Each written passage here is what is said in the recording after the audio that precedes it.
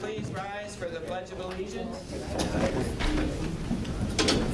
I pledge allegiance to the flag of the United States of America and to the republic for which it stands, one nation, under God, indivisible, with liberty and justice for all.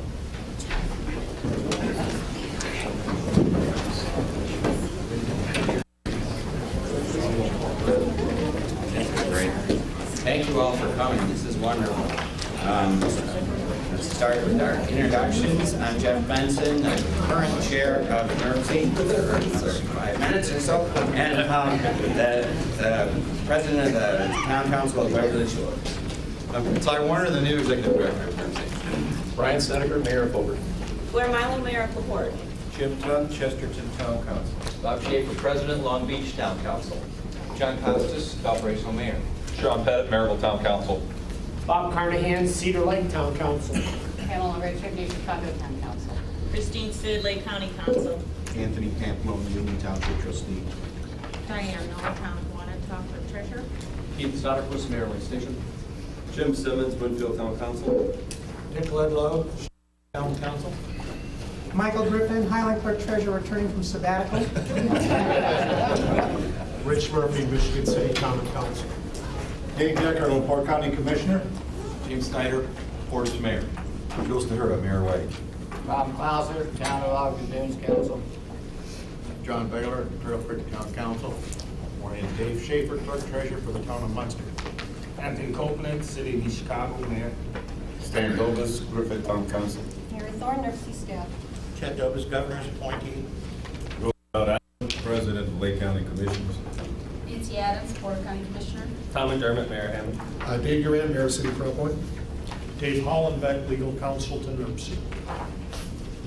Kevin Crawford, I'm a Valparaiso resident. I'm also the Vice Chair of South Shore Trail. Angie Hayes, NIRPC staff. John Swanson, retired. Beth Barrett, Grants Director for Central Government. Luann Chrysler. Ryan, University of Colorado. Wacky citizen of Gary. Kathy Luther, NIRPC staff. Steve Grant, staff.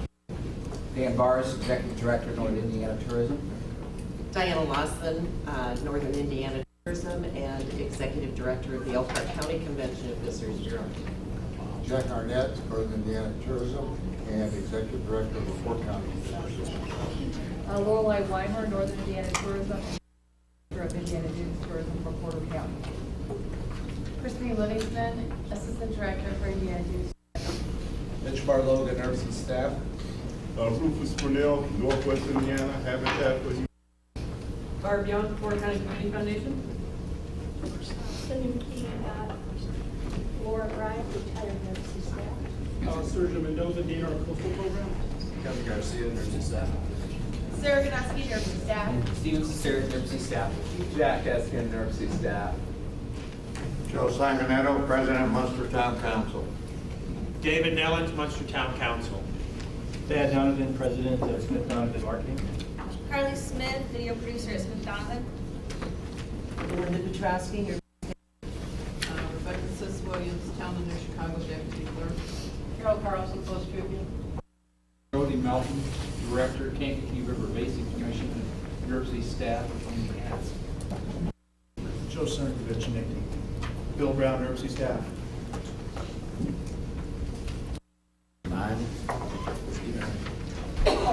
Ivan Rahim, NIRPC staff. Ron? Tom Schmidt, Thomas Sherwood, Town Council. Thank you. Thank you all for coming.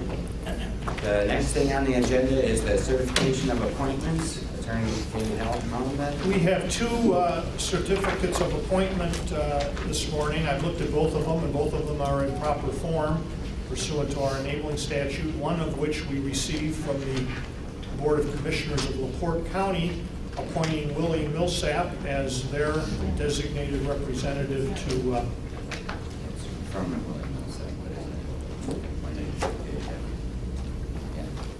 I'm sorry, appointing Dave Decker from Willie Millsap. Thank you. And the second one is from the town of Highland, appointing the sabbatical person. Michael Griffith is back with us, representing the town of Highland, and Both are in proper form, and we welcome both of them. Wonderful. Thank you for serving. Next on the agenda is the report of the chair. And the Norman E. Tufford Award Committee, at the urging of Commissioner Dave Schaefer, a new award program was established in 2010 to recognize outstanding service and dedication by NIRPC commissioners and staff. The award is named after NIRPC's inaugural executive director, Norman E. Tufford, and the first two presentations of this award were made last year.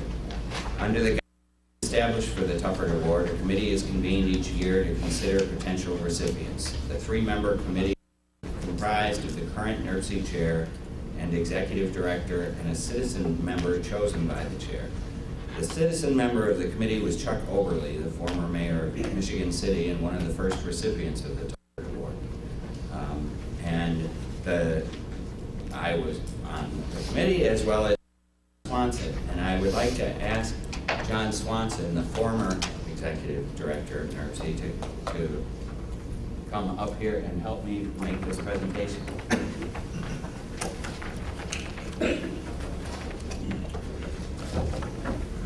The committee had a challenge this year because of Augusta, we had some very worthy recipients, and we felt that a high standard had been set. It has to be somebody who has significant dedication and contributions and commitment to the work of NIRPC and the region.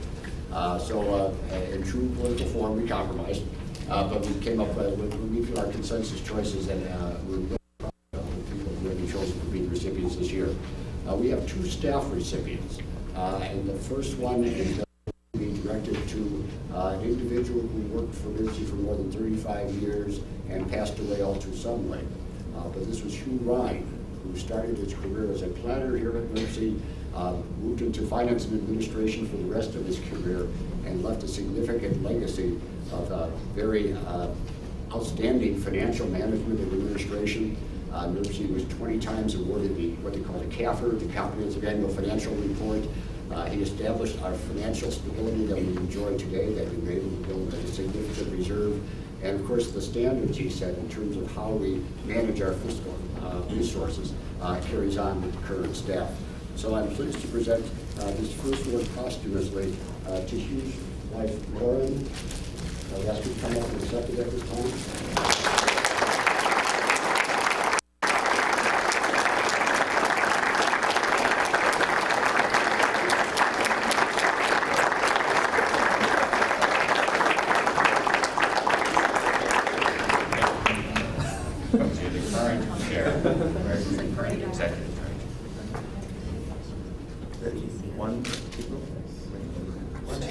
There we go, John.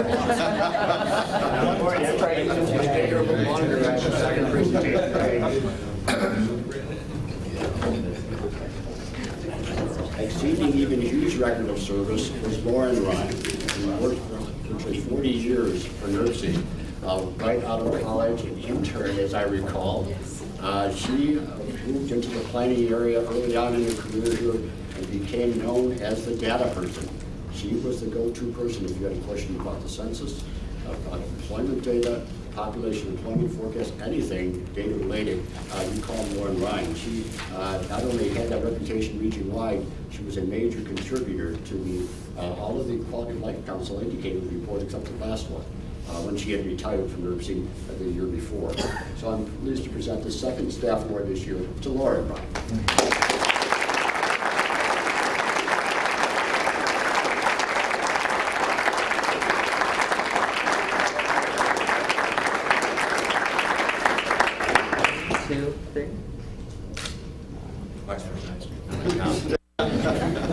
This is a great honor. Thank you very much.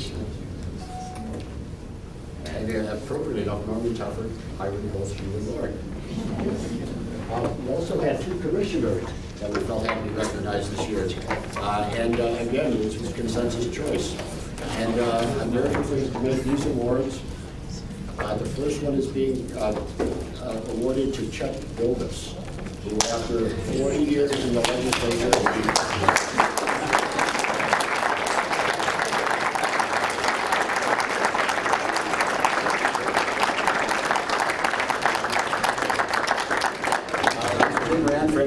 this gentleman needs no introduction, so he's not going to get one. I still don't know what's going on. But, As usual, I was not paying attention.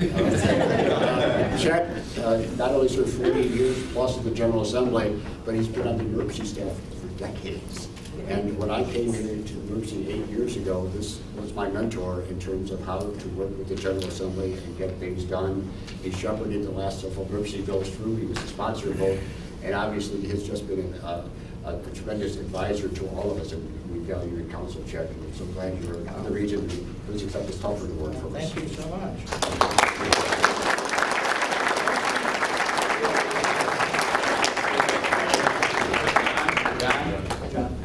The speech that you have to do. If I'd have known, I'd have worn a tie. 1, 2, 3. Thank you. You can Photoshop a tie, right? Keep some story. And then we have one more award. And this gentleman, too, when we just talked about records of service at NIRPC and service to the region, he was also outstanding. And he has been the longtime representative of the Council of Griffith. He's been the chairman of the Transportation Policy Committee, which, as many of you know, is one of the toughest possible assignments you could have at NIRPC. Served as Secretary and Treasurer, where he chaired the Finance and Personnel Committee as well. And again, a good colleague and friend who really loves Northwest Indiana and has done so much for us. So Stan Douglas is there.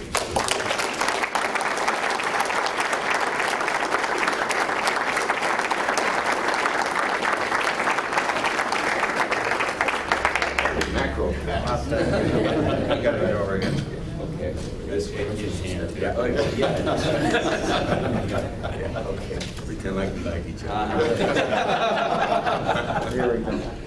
Moving up the alphabet. Yeah. Here it'll be start with the E. Yeah. All right, 1, 2, 3. Good. Well, thank you. This was a surprise. Good. Good.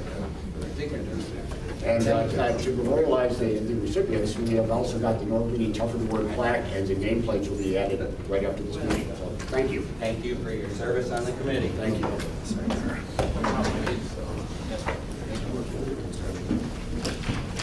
Next is the report of the nominating committee. And at the October Commission meeting, I appointed a nominating committee comprised of LaPorte County Commissioner Ken Layton, Porter County Surveyor Kevin Brightsky, Gary Mayor Karen Wilson, Hammond Mayor Tom McDermott, and myself. And the committee was charged with the responsibility for recommending a slate of officers and executive board members for this next year. The nominating committee wishes to place in the nomination the following slate of officers. Chairman, Dave Durand, Mayor, City of Crown Point. The Vice Chairman, Brian Snedecor, Mayor, City of Hobart. Treasurer, Blair Milo, Mayor, City of LaPorte. Secretary, Jim Tunn, Councilman, Town of Chesterton. The following individuals are also recommended for membership on the Executive Board. From LaPorte County, Dave Decker, Commissioner, LaPorte County. Bob Schaefer, Council President, Town of Long Beach. From Porter County, Nancy Adams, Commissioner, Porter County. Don Ensign, Councilman, Town of Hebron. Roosevelt Allen, Commissioner, Lake County. Anthony Copeland, Mayor, City of East Chicago. And the governor's appointment is still Chet Dobus. Still. Still. Chet Dobus. Is there a motion to place in nomination the proposed slate of officers and executive board members? It's been moved. Is there a second? Second. It's been seconded. Are there any further nominations? If there's not, is there a motion to close the nominations? Chairman, I move that the nominations be closed and that the slate as presented of candidates be elected. Is there a second? Second. All in favor signify by aye. Aye. All opposed? I will then, wait a minute, I'm reading a script and it's off. We're done. The slate of officers, sorry. Wait. The slate of officers and executive board members is declared elected.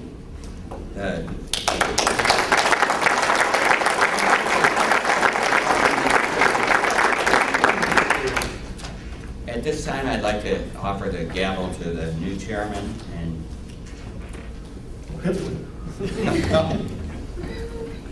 you go. Thank you very much. It's been a real honor to serve as the chair this year. The 3 years that have gone since January have been wonderful, and it's really been an honor. You guys are a treasure to work for. It really is wonderful. And I trust Dave. He's going to do a wonderful job. Thanks, Johnny. Thank you very much. Thank you, and the new executive. Ready to get out of my seat? Oh, yeah.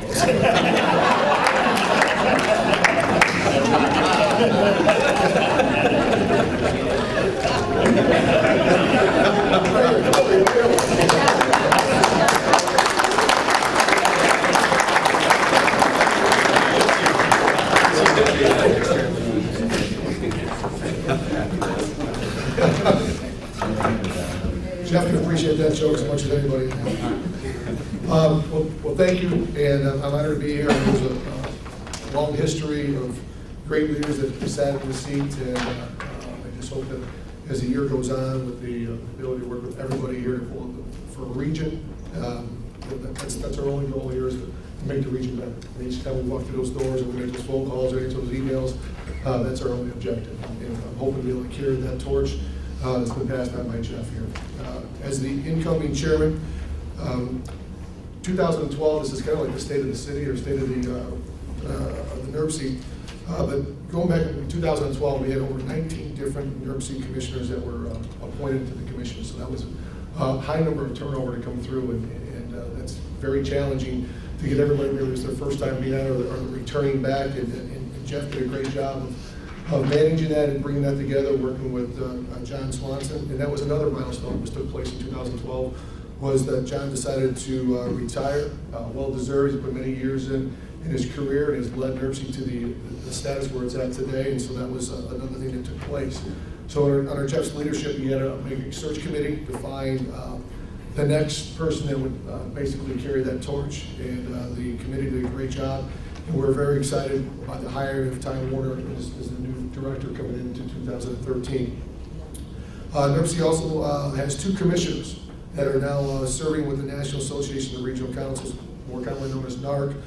Dave Schaefer is the 2013 NARC president, and Jeff Benson is going to carry on the regional representative for the District 6, which represents Indiana, Illinois, Michigan, it's Minnesota and Wisconsin. So we're very honored to have that as well. So NIRPC, not only in Northwest Indiana and throughout the state as well represented, but nationally as well because of their leadership. NIRPC was also challenged in 2012 with reduction of funding sources, which resulted in some spending cuts. But the Finance and Personnel Committee was very creative in its overall 2013 budget. On behalf of all the NIRPC commissioners, I want to thank the Finance and Personnel Committee, which was chaired by Brian Stenacor, the commission members who took their time out, Angie Yates for her leadership every day in the office, for their time and efforts that were able to put together a solid 2013 budget as we move forward, which reflects a 7.5% reduction in the savings from the previous year, along with establishing an enhanced partnership with the NIRPC personnel with the overall salary benefit packages. So congratulations to them as well. I also want to thank the other committees and respected chairs, Nancy Adams, Dan Dovis, Dave Schaefer, and Roosevelt Allen, and the commission members that took their extra time and dedication to continue to provide strength and leadership to provide a very successful, smart growth plan that represents all 3 regions, county regions. We also want to thank Bob Alden, the Board District Director for NDOT, and his dedication to the region. I think that we've seen over the last year, since Mr. Alden's been on, the Alden is now effectively in that position, how he's touched the lives and touched the region and absolutely made projects move at light speed comparable to how government typically works. So thank you on behalf of everybody that's here.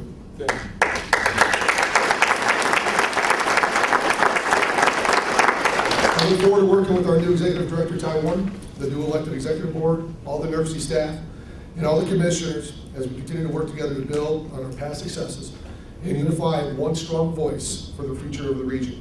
I'd like to, on your desk today, you're going to find, or in front of you, a nice pamphlet that talks about the region in review, and it absolutely makes sense to have some concluding remarks from our outgoing director, John Swanson. And so this is definitely a keepsake for everybody. But it really takes everything that took place that we kind of highlighted here in 2012 and really goes into a deeper discussion and how it talks about the successes of everybody who played a part here at NIRPC.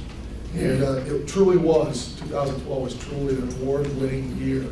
And again, through the leadership of Jeff And John, you're leaving the NIRPC in better hands, so we appreciate that as well. Now, with that being said, it's only appropriate that we acknowledge and applaud the outgoing chairman, Jeff Benson, for his leadership. Jeff responded to the challenge of the past year that we just talked about. He gave his valuable time, his talents, his leadership throughout the year. He continued to chair the Environmental Management Policy Committee, in addition to his other duties of chairing NIRPC Executive Board, full commission. He responded to the duties and the pressure of his office with grace. And we all know Jeff has a sense of humor that sometimes maybe the he only gets, or eventually we'll get a couple hours later, a couple days later, we'll go, now that we know Jeff was talking about that. And so I speak on behalf of all our commissioners and the staff when we say we're indebted to you for the great work on our behalf, which represents all 3 counties. So therefore, I'm pleased to present you with a gavel and a plaque to our outgoing Chairman Jeff Benson in appreciation for all his outstanding service to NIRPC.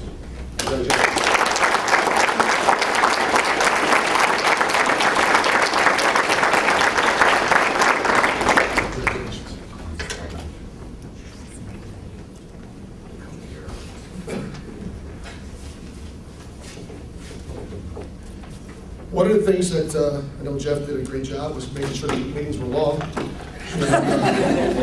We're hoping to keep that tradition going. going. We're hoping that. So besides having, this is the roast of Jeff Benson. So 316. The first action of the chair, we just have to remember that we have our committee appointments. We would ask that everybody has that documentation in front of them today, that they find the committee or policy committee that they prefer to perform. Again, mark it with 1, 2, and 3, 1 being your preference.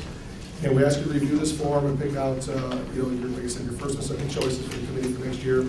And try to get these in as quickly as possible so we can continue to have these set for the appointments coming to February 21st meeting of the NIRPC Executive Board. So with that, we're going to continue to keep the meeting moving forward and get everybody out of here on time today. Okay, so the first on the agenda is the approval of the minutes that took place on December 13, 2012. What's the commission's pleasure? Move the approval of the minutes. We have a motion to approve. Do we have a second?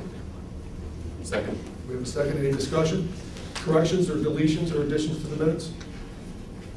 Hearing none, all in favor signify by an aye. Aye. Against? The ayes have it. We have to approve the consent agenda. Report of environmental management policy committee. So we need a motion. Yes. So we need a motion to approve the consent agenda. So moved. Do we have a second? Second. Discussion? Hearing none, all in favor with an aye? Aye. Against? The ayes have it. Okay. Next up, we have a presentation of the Executive Director for the Northern Indiana Tourism Development Commission on the impact of tourism in the region is here. Where's Dan? Right here. Dan, I don't want to mispronounce your last name. It's bars. You can never get it right. That's why I would defer right to the person who should know better than everybody else. So with that, the floor is yours, and looking forward to your presentation. Great. We're actually going to have a couple of different people presenting. You want to start us off with that?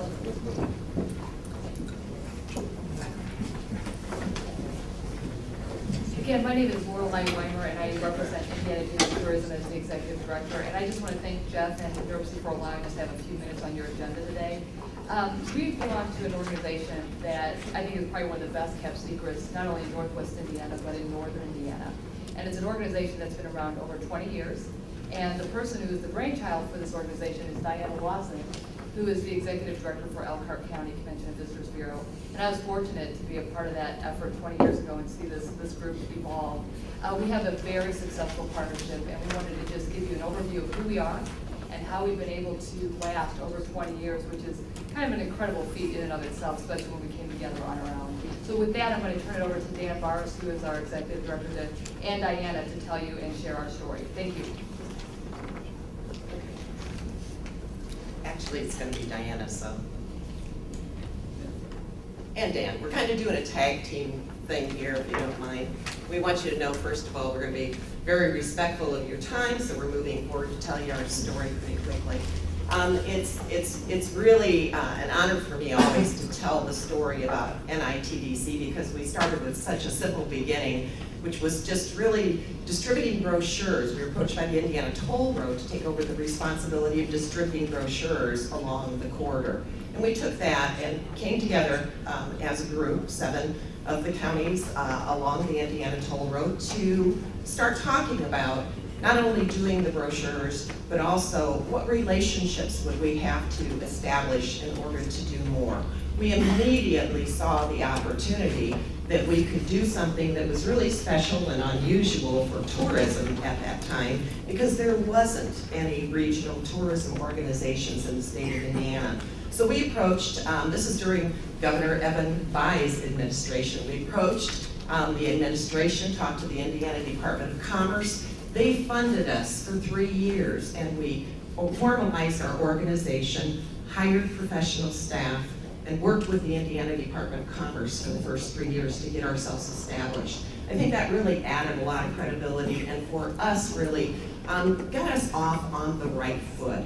And through those years then, the 22 years, over 22 years now that we've been in business, we've really developed relationships that at the point where we started talking about NITPC, we would have never guessed we would have had contracts with the types of organizations and businesses that we do today. And we learned and grew. So as you can see here, what happened is we started working with local businesses in the communities who wanted to have an opportunity to talk to the people who were traveling on the road in a way that was affordable for them. We now have over 350 private sector businesses who have an opportunity to have a voice on the toll road for people who are traveling through and to Indiana in order for them to present whatever product or service that they have. We also, as you can see, Indiana Finance Authority. Who would have ever thought that our small organization would have a contract with the Indiana Finance Authority? But we do. We do. And that's a part of the Indiana Toll Road architecture of their hierarchy. In addition with that, we have a contract with the Indiana Department of Transportation, which we had right at the very beginning to provide all of the visitor services along the toll road. And we were able to do all of this because at the very bottom of this, you can see, we did our homework, we did the research, we went to the very best opportunities that we had to understand what was happening on the road and how we could best represent our communities and the small businesses. The Indiana Office of Tourism Development, and of course then when the toll road was leased, in came our new partner, the Indiana Toll Road Concession Company, which as you know is an international corporation, and we sat at the table with them to negotiate a contract. So we felt that we really had kind of hit a place where we could do much, much more. These are the 7 members of NITPC, the counties that are represented at this time. And this is our mission, really. It's a simple mission. You have a mission. You work regionally. You understand this. We're really working to increase the employment and the economic development of the hospitality industry. We're focusing on tourism throughout northern Indiana. And we do that by focusing on the needs of the visitor and doing together. And this is the key of what we do with NITPC, is we do things together that we can't do on our own. And what that really translates to is big ideas unite, small ideas divide. That's really where we're at.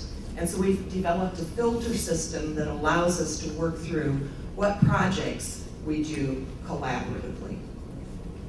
We also see that synergy of working together is so very, very important. And we can best compete for more visitors by positioning ourselves as a single destination of northern Indiana. As you know, travel and tourism, people have to either get on a plane, and a lot of people don't get on a plane to come to northern Indiana for a visit, but they certainly do drive. That's the #1 way that most people come when they're vacationing and when they're traveling through. So for us to be able to come around a road made a whole lot of sense. Transportation is incredibly important to tourism.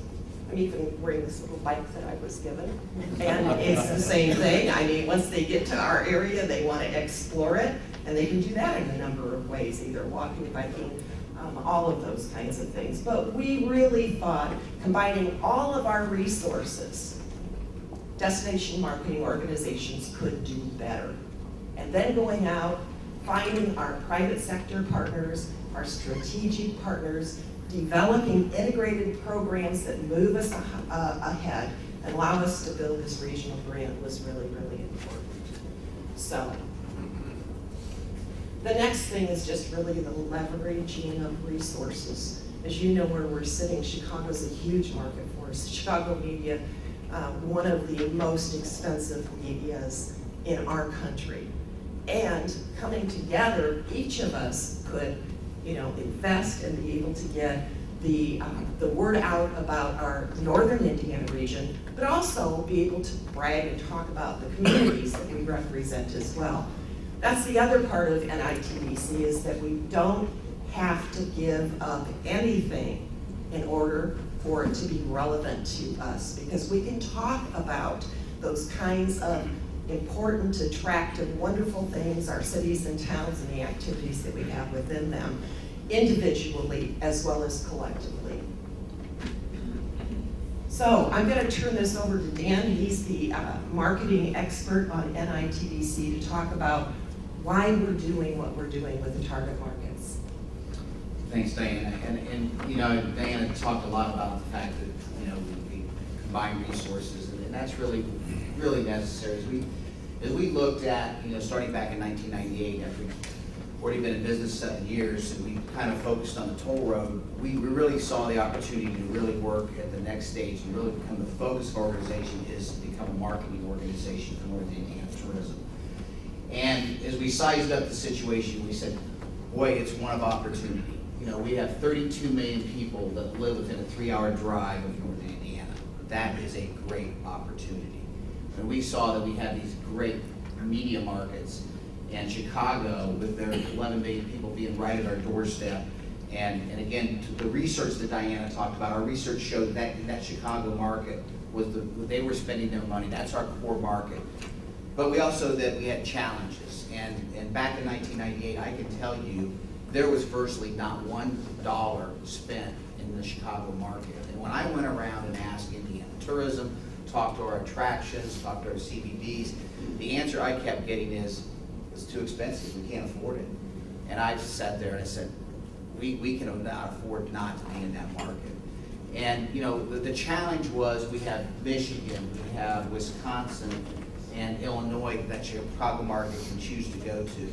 We think our product, and our research showed our product lines up. I mean, when you combined, and we said we're going to brand Northern Indiana as a single destination.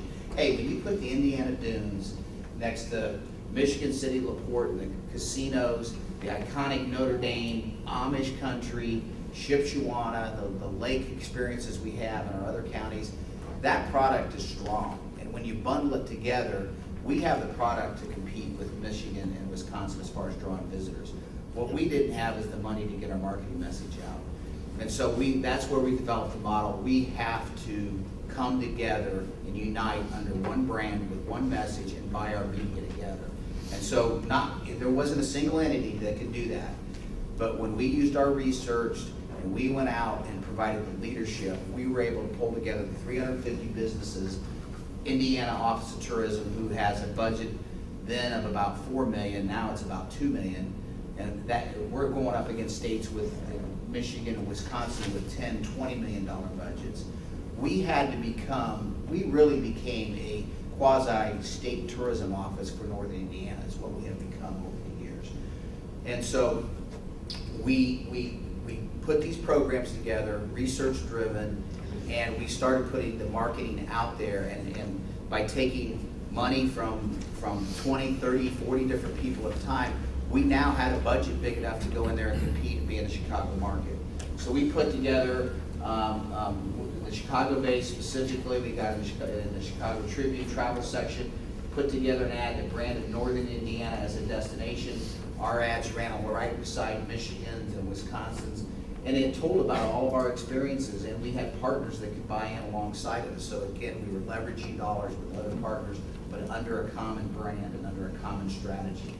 To reach the rest of the demographic, to not ignore the Michigan market or the Indiana market, we bought a regional buy in Midwest Living, because our research showed that was a great medium. And that was with print. Well, print's great. Print's still not dead, but now we're in a digital age, so we have to evolve and change with that.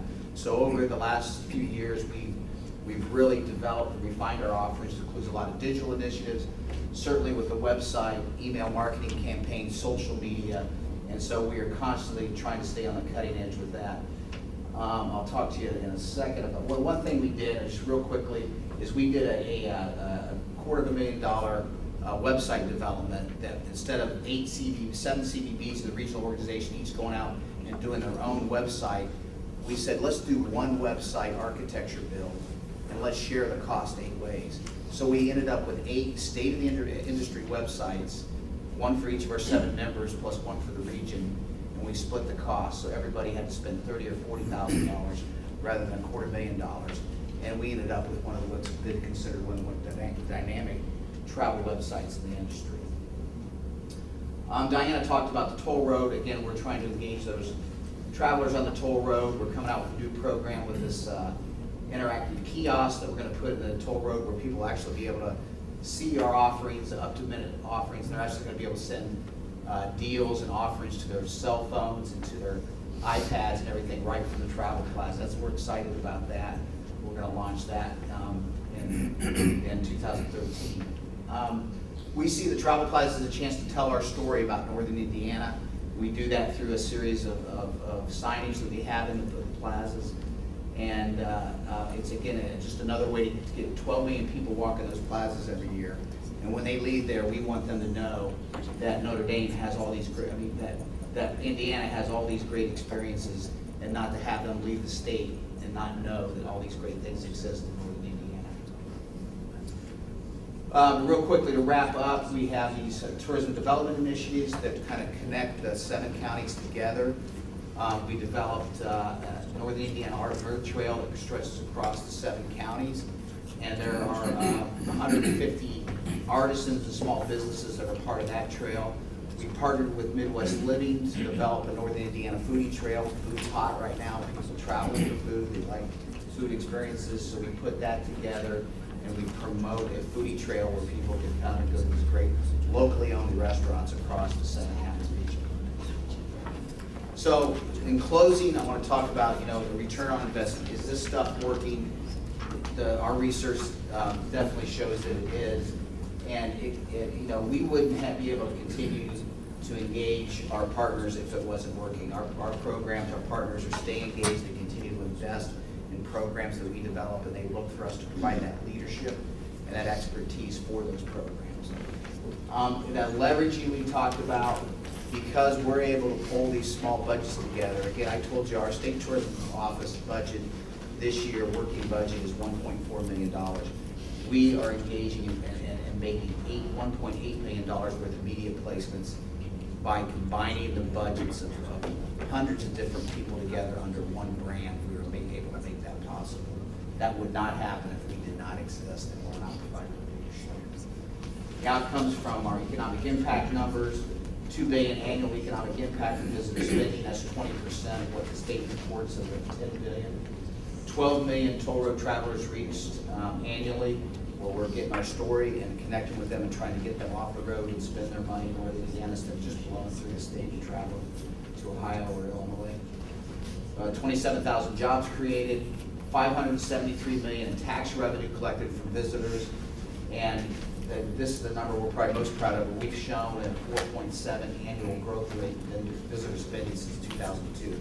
So we're seeing this continued growth that's happening. We obviously had some economic downturn we had to weather through in 2009, but we were bouncing back from that, and actually we're seeing numbers in 2012 that really showed great recovery. So that kind of wraps up our presentation. I'm glad you guys were able to squeeze us in the agenda, and we'll turn it over to you. If you have time for questions, that's fine. If there's not, we understand.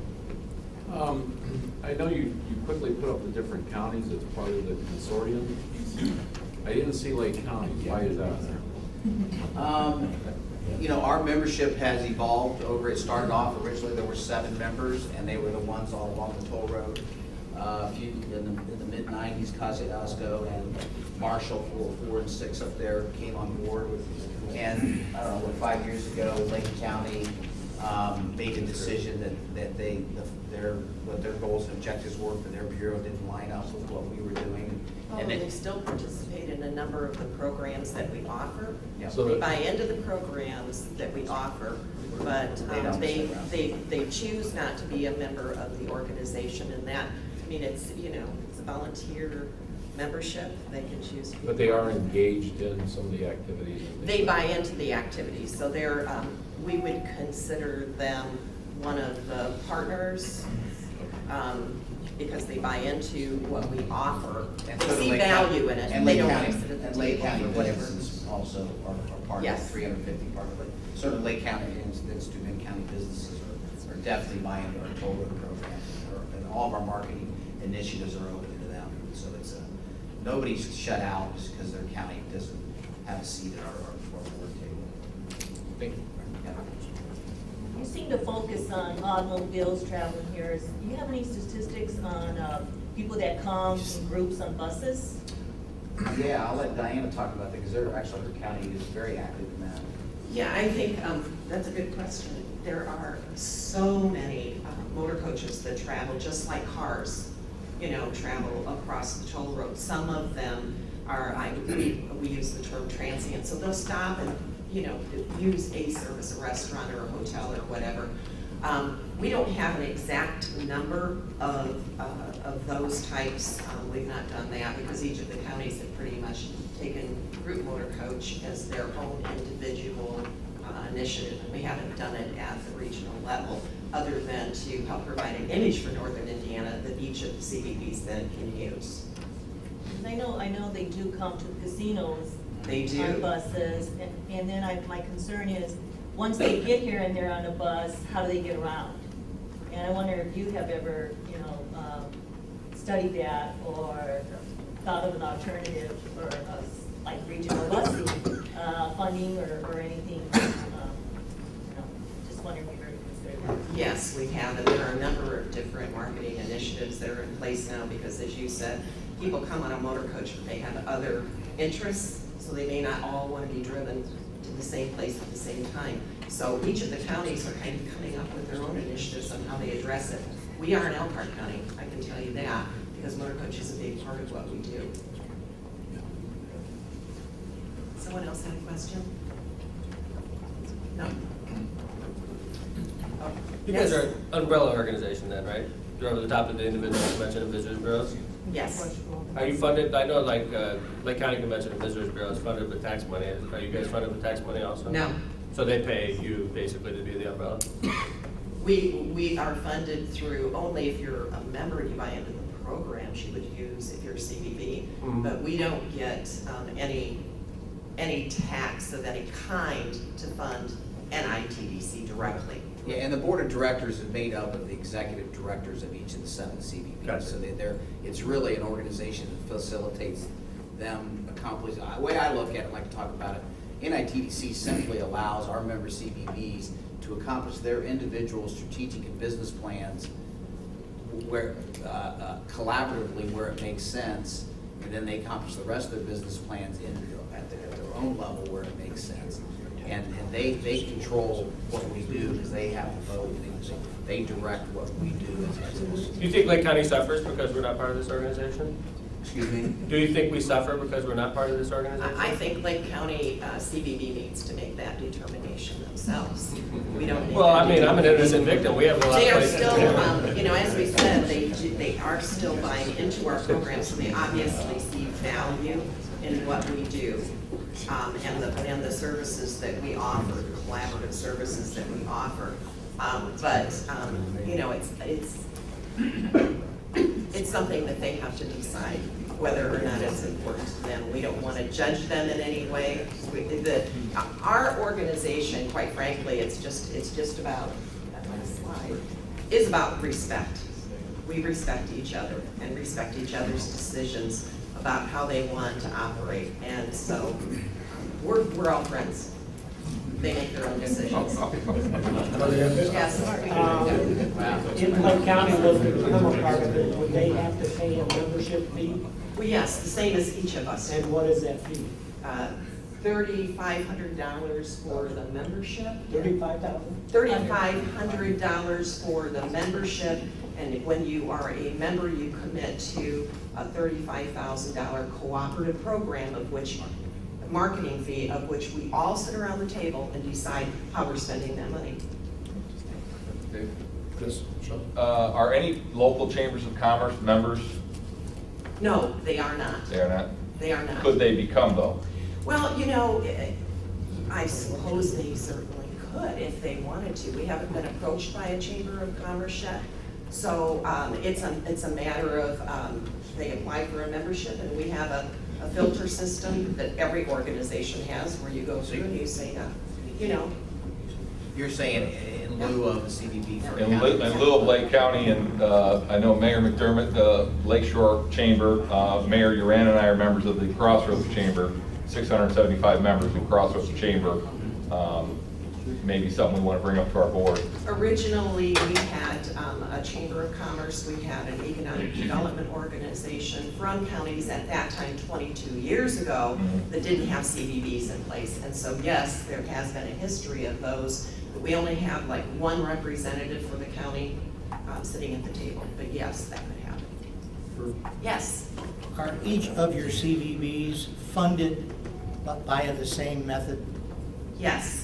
And that is? It is their combination of some things, kind of tax. But primarily it is the lodging tax. Lodging, okay. It is the lodging tax. So, in a way, the original statement you made was no tax dollars go to this because your funds are all collectively tax dollars of some form, right? I said directly. Indirectly, it But the comes money from that you the pay membership. into the organization is literally tax money because that's your only funding method.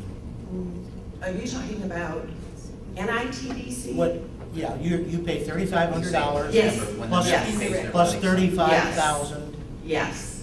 to this group. Individually you pay those.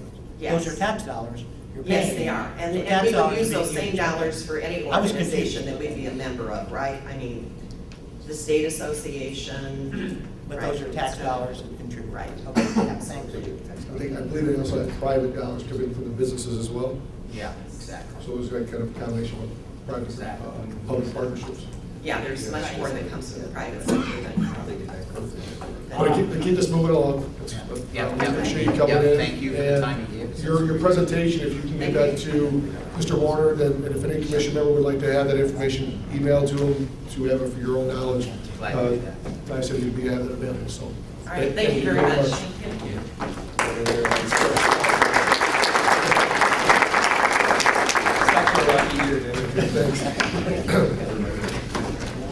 It just seems like that's their version of NIRPC is you have together to collaborate and talk.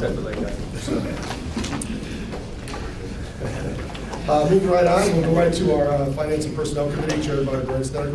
Yes, Mr. Chairman, I only have one item that I need the board to consider for action, and it's the approval of the IT contract. Currently, the vendor we have is On-Site Computer LLC. The 3-year contract, current contract is running out, and we currently pay $49,140 a year for their services. They did put it out for requested proposals, and when it was all said and done, the current provider provided the best and most responsive proposal. They are willing to keep the amount at the same $49,140 per year, and this is a 3-year contract with a 1-year with 2 1-year options on the contract. This actually comes in $2,900 under the budget for that expense, and the Finance and Personnel Committee unanimously voted to send this to the board for approval. And with that, I would ask for this action to be taken. Second. We have a formal motion, we have a second? Second. We have a second. Any discussion? Hearing none, all in favor, signify by an aye. Aye. Against? The ayes have it, contract's approved. And that's the only items. Thank you. Thank you, Brad. Moving right on with our Comprehensive Regional Plan Implementation Committee, Nancy Adams with a presentation of the 2040 Comprehensive Regional Plan video. Pathway to 2040 Committee suggested producing a video for the CRP to be used on an outreach tool. NIRPC staff was successful in getting grants from the Generous Foundation. These foundations are the Legacy Foundation of Lake County, Discovery Alliance, and the Dean White to match federal funding from the Federal Transit Authority. We recognize them all for their contribution, but we would also like to thank the video producer, Smith Donovan, NIRPC staff, and the participants in the interviews of the video. And they are Pierre Dubois, Ramondo Garcia, Gloria Lupo, Kevin Crawford, and the Nathan Hale School Principal, Penny Banfield. And I would personally like to thank Mitch, Iman, and Gabrielle for the hard work they did on producing this video.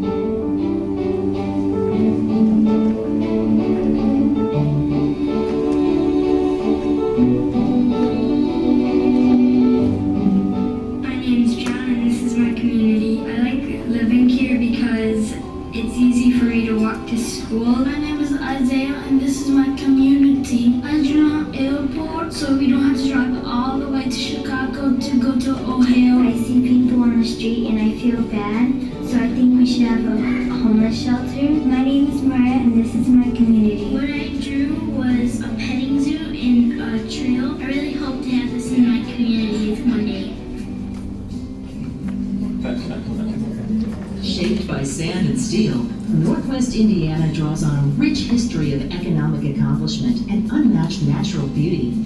Today, these advantages present us with a unique challenge in an unpredictable world to shape our own future and sustain our diverse quality of life.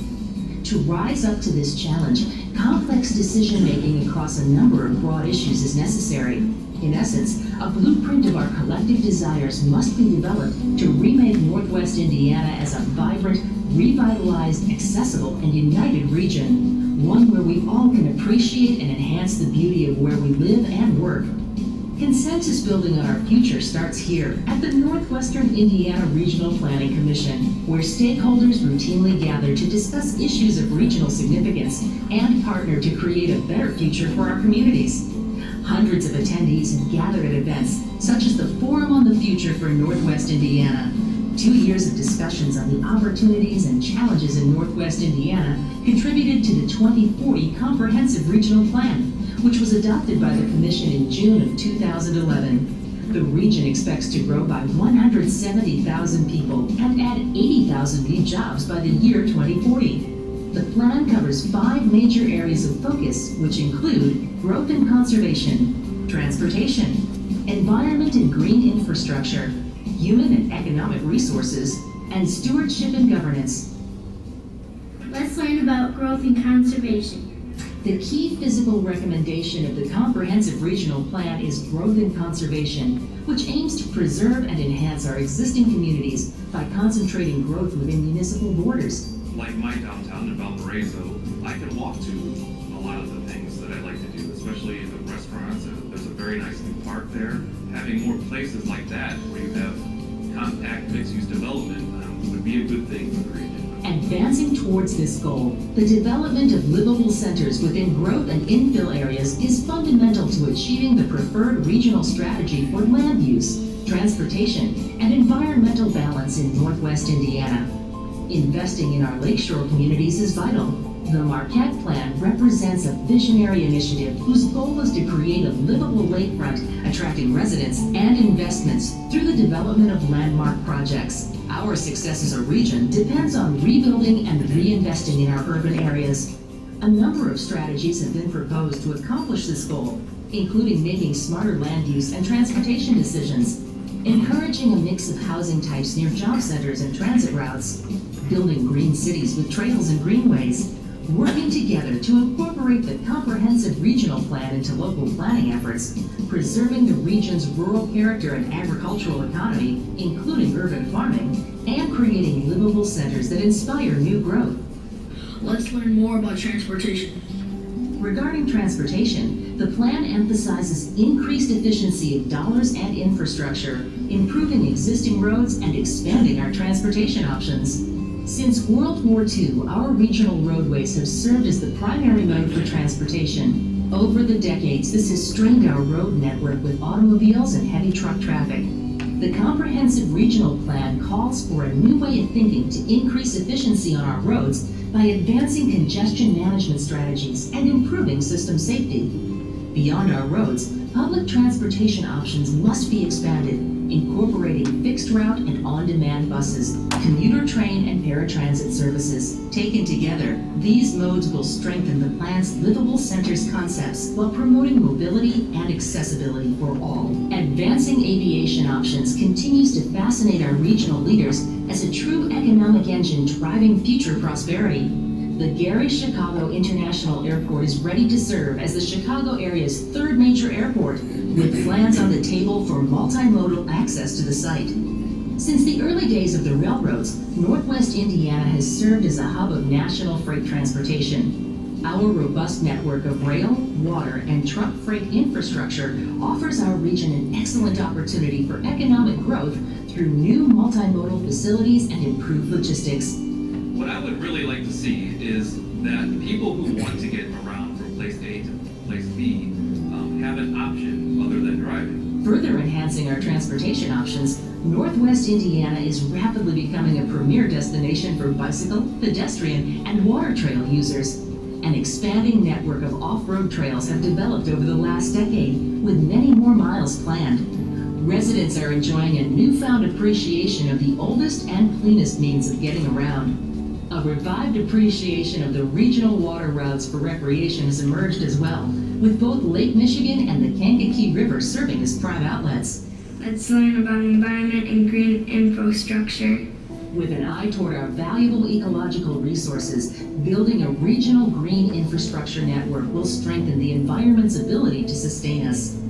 Clean air is vital to the productivity of people, land, and businesses in Northwest Indiana. Over the years, our air quality has improved dramatically, and continued progress is necessary through education, air quality partnership programs, and the use of alternative fuels. Adjacent to the largest reserve of fresh water in the world, Lake Michigan, Northwest Indiana thrives on this critical resource. Water plays a vital role in the economic, social, and environmental well-being of the region. Sustainable water management practices must be applied across all of our landscapes to protect lakes and streams. Our scarcity of water is another problem we have with the encroaching population. We need all the water we can get. Northwest Indiana's industrial legacy has resulted in some major environmental concerns. Brownfields, sites known or feared to be contaminated, pose significant cleanup challenges in our most populated cities. Programs that aid in their cleanup are critical to protect our environmental and economic health. Many successful cleanups have already taken place, including Portage Lakefront and Riverwalk and Hammond's Lost Marsh Golf Course. It always crosses my mind when I see these people in their cars flying, passing me by, and they don't even know what is around them. The beauty of all of that green, now if they take that away, what is there left for us to enjoy? Northwest Indiana leaders are urged to continue to expand the green infrastructure network with the preservation of open spaces, protection of wildlife habitats, investments in cleaner water management strategies, and recognition of our rich agricultural landscape and economy. Let's learn more about human and economic resources. The comprehensive regional plan examines the cooperation between business, government, and other institutions to improve workforce skills, develop infrastructure, and create reinvestment opportunities. I remember when I was growing up, one of the challenges of being in Gary was that if you want to make your mark in the world, then you had to leave. In the last several years, we've had a lot of technology shifts where leaving an area does not necessarily have to take place. A major emphasis of the plan involves redevelopment in the region's core communities, including Hammond, East Chicago, Gary, and Michigan City. Promoting top industries provides a sustainable means of regional economic health and vitality. A key ingredient to our economic health is the investment in our educational and job development networks. We need to raise the level of education in all our school systems, not just a few. An educated workforce is vital for our prosperity, and our educational institutions help us compete for quality jobs. Our region also offers abundant outlets for recreation and tourism. From the days when Henry Chandler Cowles first explored the Indiana Dunes, millions of visitors have taken in the beauty of this unique natural resource, as well as many other regional destinations. Let's learn more about stewardship and governance. Bringing the comprehensive regional plan to life will involve creating partnerships and coordinating local governments to achieve the visions and goals outlined in the plan. At the core of this strategy is the work of NIRPC's Comprehensive Regional Plan Implementation Committee, known as Pathway to 2040, whose purpose is to bring together a coalition of stakeholders to measure the plan's progress. Educate us as a whole community. Hopefully we can make this happen. Northwestern Indiana Regional Planning Commission, through the work of the committee, will cultivate partnerships that offer education, technical assistance, and funding to benefit planning decisions at the local level. The Comprehensive Regional Plan articulates the region's commitment to a fair use of our resources so that all of us may benefit. It promotes policies and strategies that communities may employ to ensure the balance of shared benefits with equally shared impacts. Put a line in the sand, this is my town, this is my region, I'm willing to fight for it, I'm willing to put my money where my mouth is. That's what NIRPC has to do, and that's what they're doing. Stretching from the treasured shores of Lake Michigan to the historic banks of the Kankakee River, our vision is for a vibrant region with a thriving economy, a revitalized region where urban areas are renewed and redeveloped, and our environment is clean and productive, an accessible region where our people are connected to each other and to equal opportunities for working, playing, living, and learning. And a united region, celebrating our diversity where we work across racial, ethnic, political, and cultural lines for our common good. We encourage you, the Northwest Indiana resident and stakeholder, to take an active role to successfully implement these planning initiatives and discover how you can play a vital role in creating our tomorrow today. Let's create our tomorrow today. Let's create Our tomorrow today. Let's create our tomorrow today. Let's create Our tomorrow today. Let's create our tomorrow today.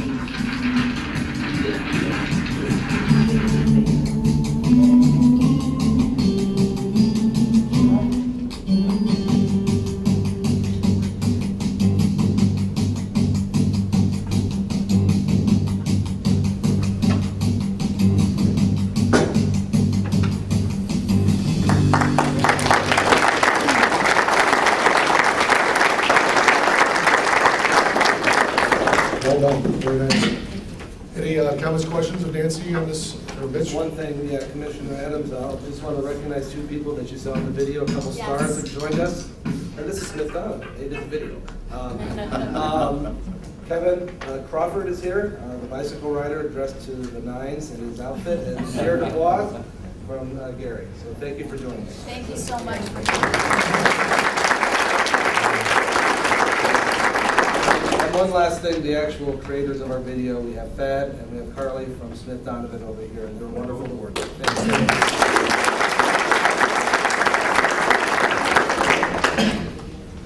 It's a nice piece. What are we going to do with it? Well, we're taking these out when we go to the municipalities, and we're gonna play that first thing before each of the meetings, so that way they have an idea of what this 2040 plan is about. And I think it's a great piece that we can just market for Northwest Indiana even. Is it publicly available right now? It's on YouTube. I saw it first on YouTube. So we could link off of it? Yeah. It's directly linked off of our website, it's on YouTube, it's on our Facebook page, it's pretty much all over the place. Yeah, Emac? I would like also to recognize Barb Young here from the Discovery Alliance and also Porter County Foundations, which they contribute funding for producing this video. So thank you, Barb.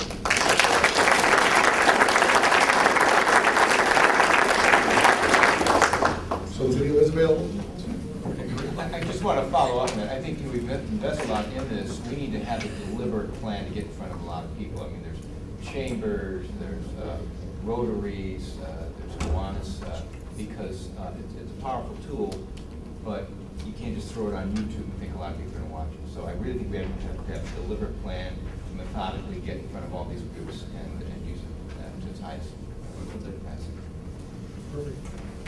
Thank you. Thanks, John. Okay, moving on. Let's go into the Transportation Policy Committee. Stan Ellis, Chair. Mr. Chairman, the Transportation Policy Committee met on January 8th. We have one action for consideration today. The Transportation Policy Committee was the first group to view this new 2040 plan video. The committee heard from the staff of the Northwest Indiana Rail Division activities and the elements of the 2015 update of the transportation plan element of the 2040 Comprehensive Regional Plan. We also heard about the status of the local transition plan for the American with Disabilities Act. The congestion management process continues to be focused on this committee.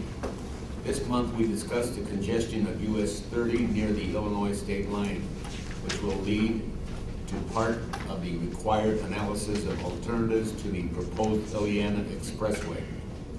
The selection process for projects to be funded under the Transportation Alternative Program was presented to the committee and approved as a recommendation for board action next month. Resolution 13-01 on pages 19 through 21 would adopt the 21st Amendment of the fiscal 2012-2015 Transportation Improvement Program. Bill Brown will explain the action. Actually, Gary. Oh, Gary's here? Okay, Gary, yes. Gary. This amendment adds 3 projects to the TIP. The first one is a project within a project. This is the reconstruction of 133rd Avenue in Cedar Lake. The town is improving its, I believe, water distribution system along with this project. That activity is not eligible for federal reimbursement, so they're going to pay that out of their own pocket. Nonetheless, we have to add the construction activity to the TIP. Second project is a LaPorte County project. This is for the improvement of County Road 950 West. Those of us in the neighborhood know it as Cleveland Avenue Extension, south of Kiefer Road. This is a federal highway earmark here from 2011. And finally, the city of Portage is reconstructing Samuelson Road from the vicinity of Central Ave to Portage Ave. New sidewalks, new lighting, curb gutter, pavement, etc. We would ask for you to approve the addition of these projects into the TIP. Do you have any questions? Chairman, I would move that we adopt resolution 13-01. Second. Okay, we have a motion, we have a second. Any discussion? Hearing none, all in favor, signify by an aye. Aye. Against? The ayes have it. The next meeting of the Transportation Policy Committee is scheduled for 9:00 a.m. Tuesday, February 12th. This completes my report. Thanks, Dan. We'll move on to the Legislative Committee. Dave Schaefer. Thank you, Mr. Chairman. Congratulations to you. The Legislative Committee met on December the 14th, 2012 at the Cherville Town Hall with Commissioners Nancy Adams, Jeff Benson, Bob Carnahan, Chet Dobis, and myself in attendance. The President and Chief Executive Officer of the Northwest Indiana Regional Development Authority, the RDA, Bill Hanna, and the Communications Director, Dave Wellman, met with the committee to discuss the RDA's forthcoming reauthorization request. While the RDA's funding from the state of Indiana's Major Moves program in the amount of $10 million per year does not expire until 2015, the RDA is intent on seeking replacement money from the state of Indiana during the 2013 session of the Indiana General Assembly. The RDA staff presented a video describing the agency, its responsibilities, and its investment activities, and return on investment since its creation in 2005.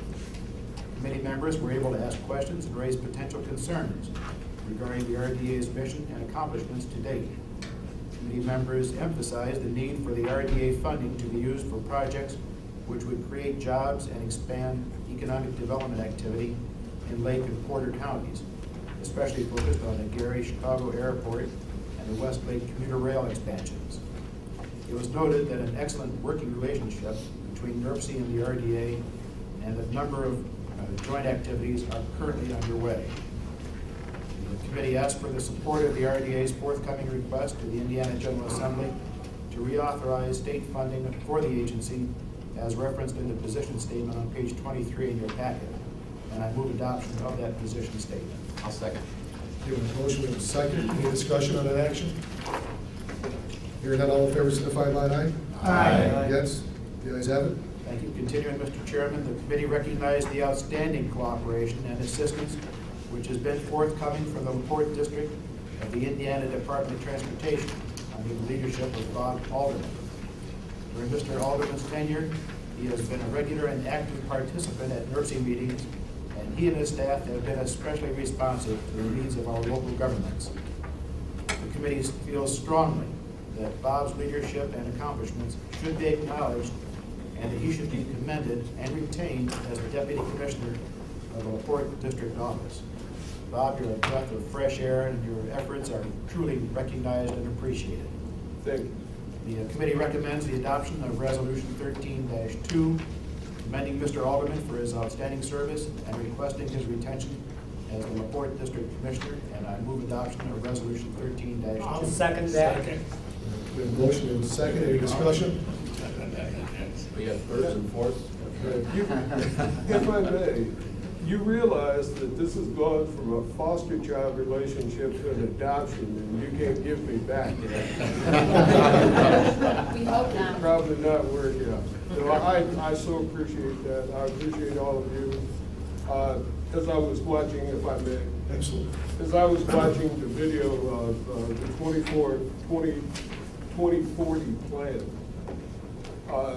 I have incredible appreciation for this region as a person. You know, you've lived here every day of your life. You take it for granted. I guess I don't. And I look at the incredible assets that the region has and tremendous potential that it has. And so I always get excited coming here and being up here. I'm a city boy. I grew up in Columbus, Ohio, which is a decent-sized city. Fort Wayne always seemed kind of small to me. The region seems more homey to me. And I appreciate the opportunity to be here. I appreciate having had the opportunity to get to know so many of you people.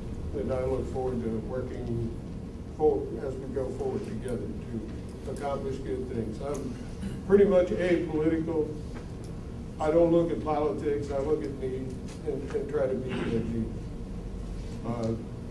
But I appreciate your kindness. Any other further discussion? Just want to say, my personal experience working with Bob, he has turned NDOT, especially for us here at Crown Point, to a proactive approach versus a reactive approach. And I think that's a sentiment that you probably see everywhere. Instead of just reacting to a problem, we can identify a problem and have another solution. That it really takes that current situation and make sure that it doesn't happen again. And I appreciate everything you've done. He's been very accessible through phone, emails, come out to your communities and sees it hands-on, so he has that working relationship not only with the problem, with the email, but he actually has a hands-on approach. Well, I appreciate it as well. Thank you.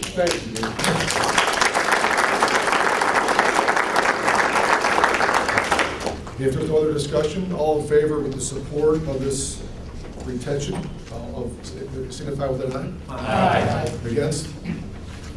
That concludes my report, Mr. Chairman. Thank you.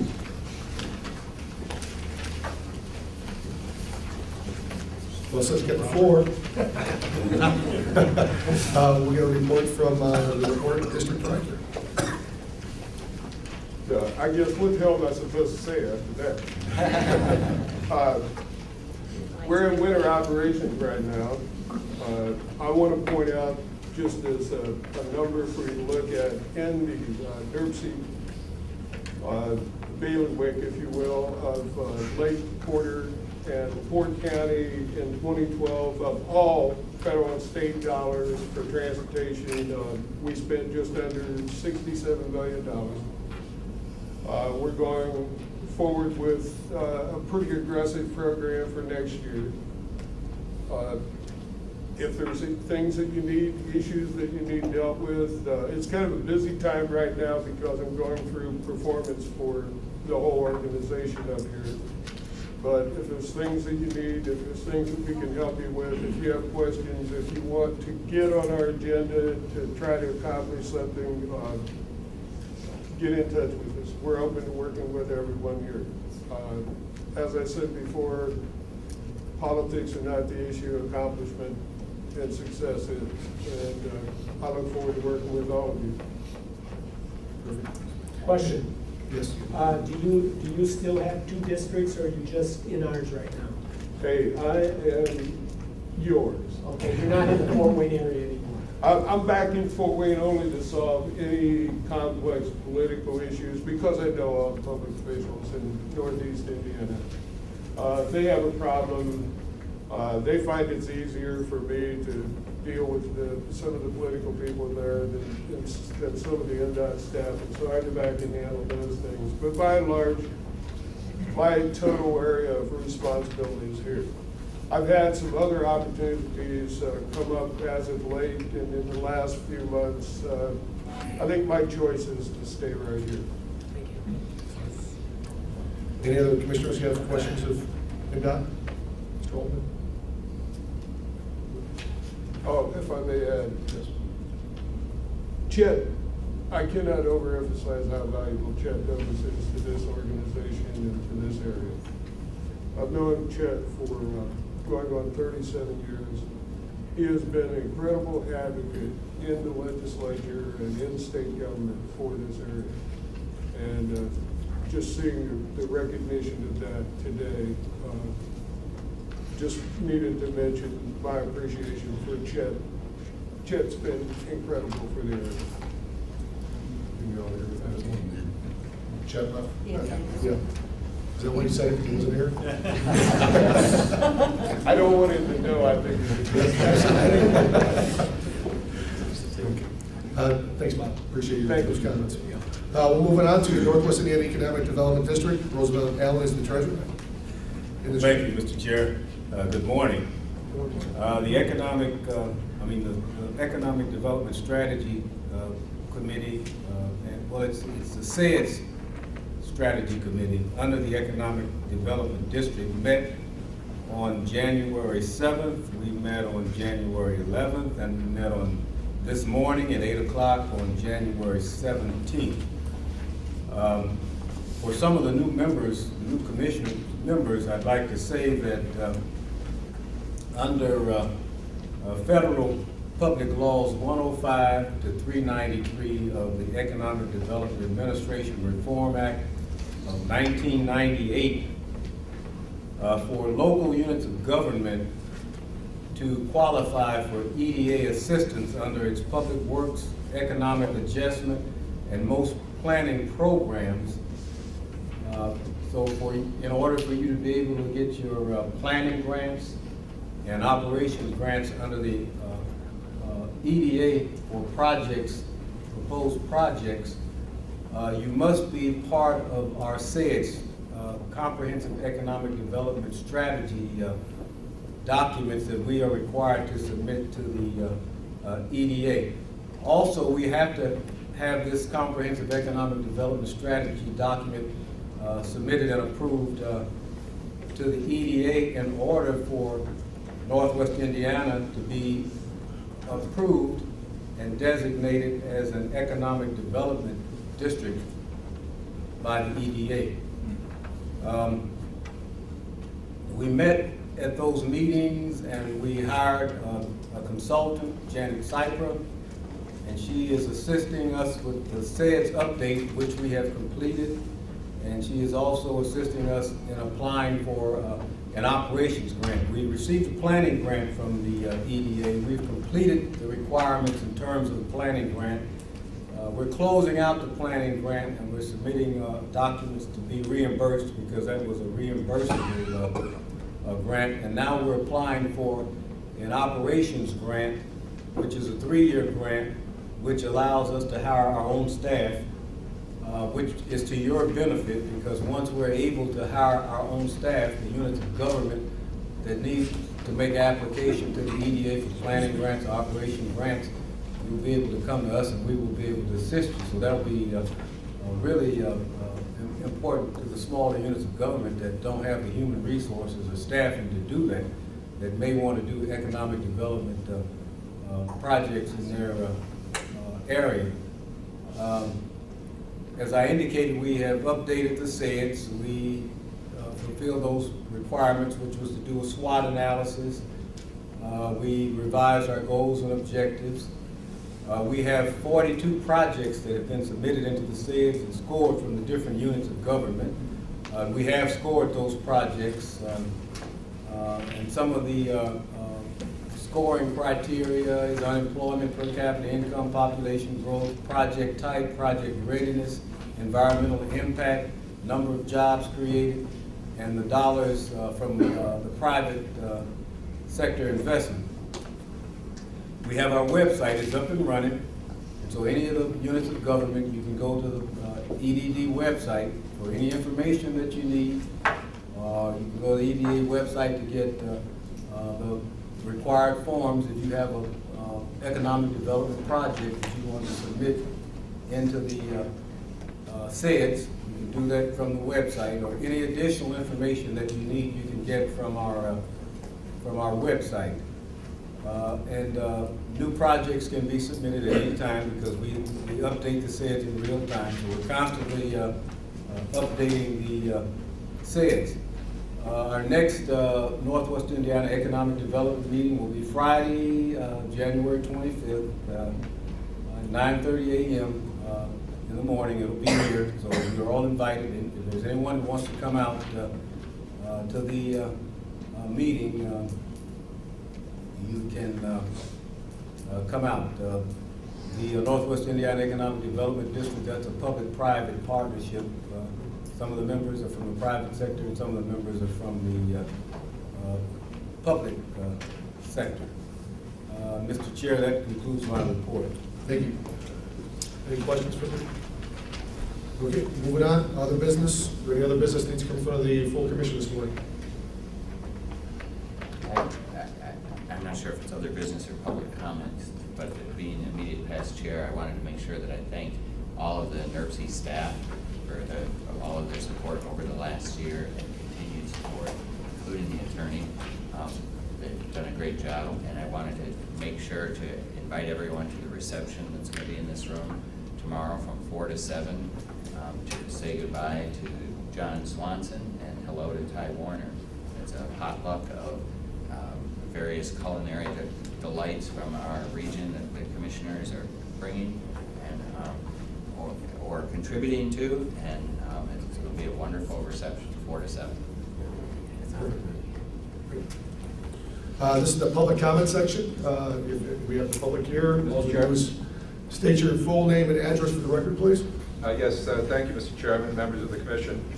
My name is Jim Nowacki. I'm a resident of Gary, Indiana. Every third Thursday, I walk from my home in Gary down Route 20 to these meetings, and always find them informative. Along the way, I usually wave to a dozen or so residents of the good city of Portage, Mayor, and they always wave back, so it's always a pleasant walk arriving there. I noticed in the Finance Committee report, we talk about the disposition of the assets of the Regional Bus Authority. I think that you have listed here about $388,000 to some of the bus companies. I think there was an additional amount, about $150,000 that was transferred to the Gary Public Transportation Corporation. It's not listed there. Maybe that's needs to be corrected, or maybe it's an error. But this is the last dregs of the $13.5 million which was invested in the Regional Bus Authority. And I'm glad that you took the Regional Bus Authority using NIPSCO or NIRPC here to distribute that money.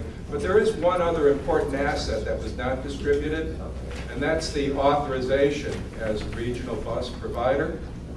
Now, I would just want to suggest, we've got a new director and a new chairman, that in the future we have to look at the Gary Public Transportation Corporation as a regional provider. I know there's some members of this commission might have to hold their nose and hold their nose, close their eyes, and maybe take some medicine that they may not otherwise want to take. But I think the solution for the Regional Bus Authority is evident.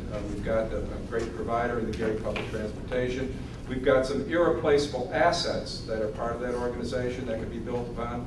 And so I'm urging that the Commission look in the next year to finding some mechanism for transferring that authorization to the Gary Public Transportation Corporation, and saving me. I don't mind the walk, but if there was a bus that would bring some people through the region, I'd be riding it more often. And I think some of the residents of Portage would be too. So urging you to take another look at regional bus, providing regional bus service, and I think the Gary Public Transportation Corporation would be the center of that plan. Thank you. If I could, John just informs me that 150 went directly to Gary rather than coming through NIRPC, which is why it doesn't show up. Okay, all right. Any other public comment? There's a nice article that Gary sent by email about John Swanson, so take a look at that in the Times. Okay. And we'll go to announcements. Jeff beat me to the, so that's okay. It's one off the agenda, keeps us on time. So Since we had another hour, I just just one other announcement. Right here, Dave Schaefer, who is the president of NARC, had an opportunity on January 6th, had the ability to welcome the 113th Congress. And congratulations. And anything you want to tell the commission members here on your experience? Just that yesterday I was in Washington, D.C. with two other NARC officers and our executive director, meeting with the officers and executive director of the Association of Metropolitan Planning Organizations, AMPO. And this was our inaugural discussion directed toward collaborating or finding ways to collaborate on federal transportation policies and legislation. Don't know where these discussions are going to lead. Both organizations are kind of feeling each other out right now. But they're very interesting discussions, and we'll see what happens. Very good. Any other announcements that need to come from the commission? At this time, we'll do the report of the executive chair, Ty Warner, with his first 17 days off. Yeah, exactly. Well, it's just been 2 weeks, so this will be short and just an oral report. But I just want to start off by thanking John. John has made an exceptional transition for me. It's been a whirlwind series of meetings over these 2 weeks, and I've got a little bit at name saturation point, but it's been great. He's been very, very thoughtful, including thinking about who I should go to visit with, and spent the morning at INDOT yesterday, and I can assure you Bob has spoken of as highly there as he is here with everyone that we talk to. This has been tremendous, and I'm extremely impressed with staff. They've made it very welcoming for me, and the work that they've done has been absolutely outstanding. And thank you also for the warm welcome that I've received from all the commissioners. It's been absolutely fantastic. Sometimes you start a new thing and you wonder, what in the world have I gotten myself into? I have not had that reaction here at all. Nothing but excitement about what's in store for NIRPC. Tremendously excited about its future. Got to witness the peaceful transition of power, at least relatively peaceful transition of power. But it just goes to the exciting times that are ahead. I mean, if you just go down the list of everything that's been happening, as Dave just gave his report, Dave's position with the National Association of Regional Councils, and Jeff being on there as well, gives NIRPC a national prominence that is very welcome. The website having been launched, the 2040 Comprehensive Regional Plan video, as you've seen, and then of course the award from the American Planning Association for what's essentially the best comprehensive plan in the nation. As John's been saying, it's like the Academy Awards for plans, so you're all to be commended. Just this amazing energy right now for NIRPC. All those things work together for good timing. The website having gotten up just in time for that award, so that as the traffic comes to the NIRPC website, it's from the award, it's brand new and able to handle that traffic. The video footage that was shot is able to be used into a video that will be shown before a national audience at the National Planning Association Conference in April. So all these things have just had incredible timing. And it's incredibly important for NIRPC to seize that opportunity of all the new energy that's going on here and attention that NIRPC has, and also an opportunity to look back at all the accomplishments that NIRPC's had. And on that note, again, I just want to end these comments by once again thanking John for everything that he's done. Again, I couldn't ask for a better transition. I've often said you can tell a lot about a person by the way that they lead. And John has been, having ridden down to Indianapolis and back twice with him, and just been with him basically nonstop for the past 2 weeks. I can tell you John is absolutely a class act all the way around. And I couldn't ask for a better situation coming in and for a better, more organized transition than what he's arranged. So thank you, John, for everything. And I'd love to, if we can just applaud for that.